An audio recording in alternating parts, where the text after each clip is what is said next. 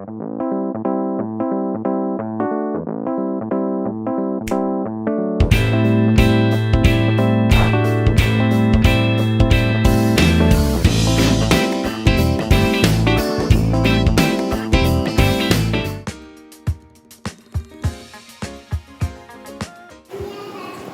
Hello வணக்கம்.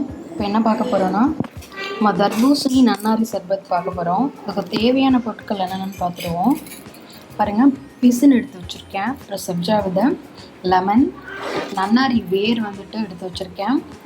Quantity எல்லாமே தேவையான அளவு எவ்வளோன்னு சொல்கிறேன். ஜாதிக்காய் வந்துட்டு ஒன்று பொடி பண்ணி வச்சுருக்கேன். நன்னாரி வேர் வந்துட்டு இந்த மாதிரி ஒரு 3 பீஸ் வந்து நான் பவுட்ரு பண்ணி எடுத்து வச்சுருக்கேன். நல்லா உரலில் கொட்டிட்டு இதுக்கப்புறம் மிக்ஸி ஜாருக்கு மாற்றி பொடி பண்ணிக்கலாம். இப்போ இதில் வந்துட்டு ஒரு 1/2 hour வந்துட்டு ஊறட்டுங்க. தண்ணியில் ஊற வச்சு இதை அரைச்சி எடுத்துப்போம். ஒரு முழு தர்பூசணி, சுகர் தேவையான அளவு. எப்படி பண்ணுறதுன்னு பார்க்கலாம் வாங்க. நன்னாரி வேர் அரைச்சோம் இல்லையா, அது தண்ணி ஊற்றி ஊற வச்சுருக்கேன். சப்ஜா விதை, அப்புறம் வந்துட்டு பிசின் வந்துட்டு போட்டு வச்சுருக்கேன். இது ஒரு 1/2 மணி நேரம் நல்லா ஊறி வந்துடட்டும். ஜூஸ் ரெடி பண்ணுறதுக்கு முன்னாடி நான் வந்துட்டு தர்பூசணி குட்டி குட்டியாக கட் பண்ணி கியூபாட்டை போட்டிருக்கேன். கொஞ்சம் கிரைண்ட் பண்ண ஜூஸ் வந்துட்டு இதில் ஆட் பண்ணுறேன். ஸோ நமக்கு அந்த ஐஸ் க்யூப் கிடைக்கும். கடைசியாக ஃபைனல் டச்சுக்கு இதை யூஸ் பண்ணிக்கலாம்.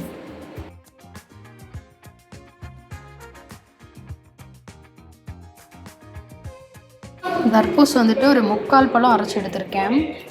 நன்னாரி ஊற வச்சோம் இல்லையா, இது எனக்கு டைம் இல்லாதனால ஒரு 1/2 hour ஊற வச்சுருக்கேங்க. இந்த பிசின் இருக்குல்ல, அது கூடவே வந்துட்டு உங்களுக்கு ஒரு 1 hour, ஒரு 1.5 hour இருந்துச்சுன்னா நல்லா ஊறி வரும்.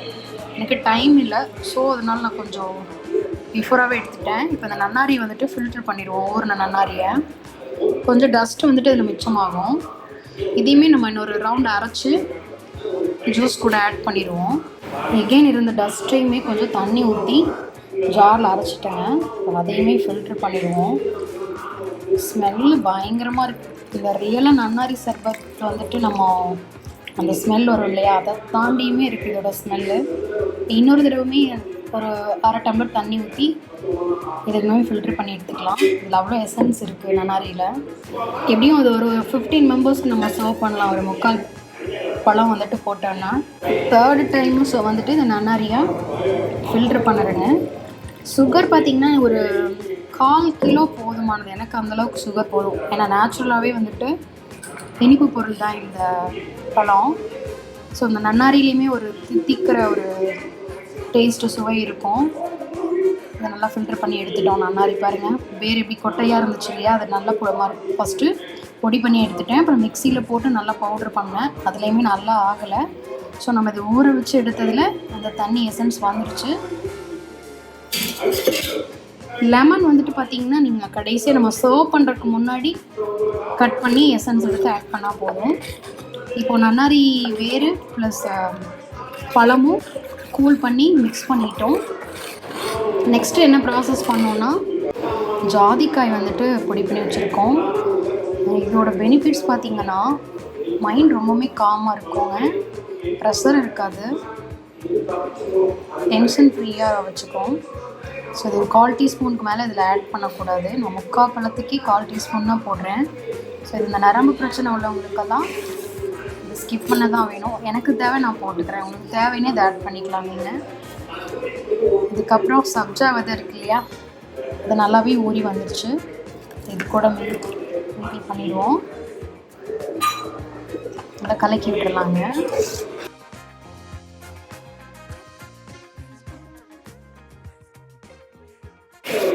நெக்ஸ்ட்டு இந்த பிசின் இருக்குது இல்லையா, இது நல்லா ஊறி வந்துருச்சு.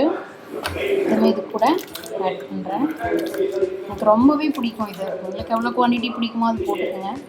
எனக்கு இது இவ்வளோ தேவை. ஸோ இதை நான் ஆட் பண்ணிட்டேன். ஒரு டம்ளர் அளவுக்கே ஊற வச்சு போட்டாச்சு. ஒரு 1/2 மணி நேரம் ஃப்ரிட்ஜில் வச்சிடலாம். சுகர் வந்துட்டு நான் பார்த்திங்கன்னா ஒரு 1/4 kg தான் ஆட் பண்ணியிருக்கேன். 3/4 பழத்துக்கு 1/2 கிலோ கூட போடலாம். எனக்கு இந்த அளவு போதுமானது. உங்களுக்கு எவ்வளோ தேவையோ அதை நீங்கள் ஆட் பண்ணிக்கலாம். இப்போ ஃப்ரீசரில் ஒரு 1/2 மணி நேரம் வச்சு எடுத்துக்கலாம். உங்களுக்கு சளி பிடிக்கும் அப்படின்னா நீங்கள் இப்படியே சர்வ் பண்ணிக்கலாம். கடைசியாக இதை நம்ம சர்வ் பண்ணும்போது தான் லெமன், ஒரு முழு லெமன் வந்துட்டு கட் பண்ணி இதோட ஜூஸ் இதில் ஆட் பண்ணணும்.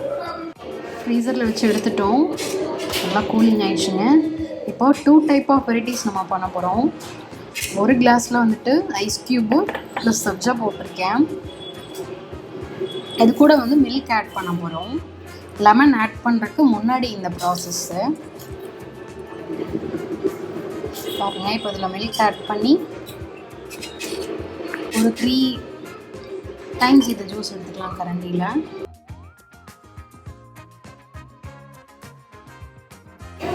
லிட்டில் பிட் மில்க் வந்துட்டு ஆட் பண்ணலாம். இது காய்ச்சி எடுத்து வச்சுருக்க பால், ஸோ நான் அதை ஆட் பண்ணுறேன்.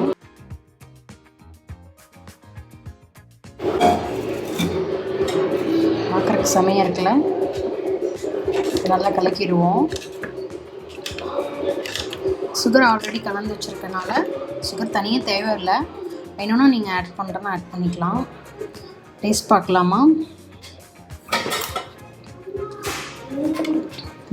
எம்மியாக இருக்குங்க.